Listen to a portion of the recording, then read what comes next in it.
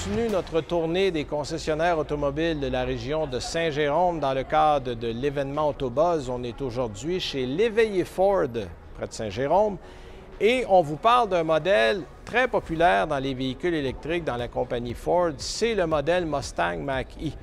En fait, c'est un modèle qui a fait couler beaucoup d'encre à ses débuts parce qu'on a gardé le nom de Mustang pour un véhicule électrique. Évidemment, les amateurs de la sportive deux portes qu'on a depuis 1964 se sont un peu insurgés. Mais ce qu'on constate après quelques années, c'est que c'est un modèle qui s'est bien implanté dans la famille Ford. Il y a beaucoup de chiffres. Vous allez voir, je ne veux pas vous endormir avec la technologie et les chiffres, mais c'est un modèle qui arrive en 4 différentes versions. La version Select, Premium, California Route 1 et GT Performance. Les prix commencent à peu près à 59 200 $ jusqu'à 86 000 $ pour le modèle GT Performance. En fait, c'est le modèle qu'on a ici avec nous, le GT Performance. Ce qu'il faut retenir, c'est que vous avez deux batteries, une batterie de 70 kWh ou une batterie de 90 kWh. Dans le premier cas, vous allez avoir à la base 266 chevaux et ça va dans le modèle GT Performance jusqu'à 480 chevaux et 600 livres-pieds de couple. Au niveau de l'autonomie, ça va varier. Les modèles de base arrivent autour de 370 km. Et le modèle le plus intéressant, c'est le California Route 1, qui est en version intégrale et qui va vous donner 505 km d'autonomie. Donc, vous avez un véhicule qui est spacieux, performant, qui offre beaucoup de place pour la famille et qui va vous donner une excellente autonomie, dépendamment des batteries que vous allez avoir, mais même en batterie de base, c'est encore un véhicule fort intéressant. Une fois à l'intérieur du Mach-E, on découvre un espace qui est idéal pour une famille. C'est un des modèles les plus spacieux dans les versions électriques sur le marché nord-américain. Bon, évidemment, on s'est un peu inspiré de Tesla pour l'écran central, c'est 15,5 pouces. On retrouve ça dans tous les modèles électriques chez Ford en ce moment, c'est-à-dire le F-150 Lightning et le Mach-E.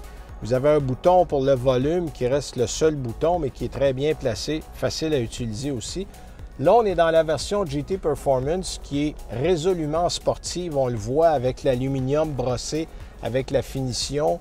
Il y a des sièges chauffants et ventilés qu'on appelle ActiveX, donc qui sont des sièges sportifs.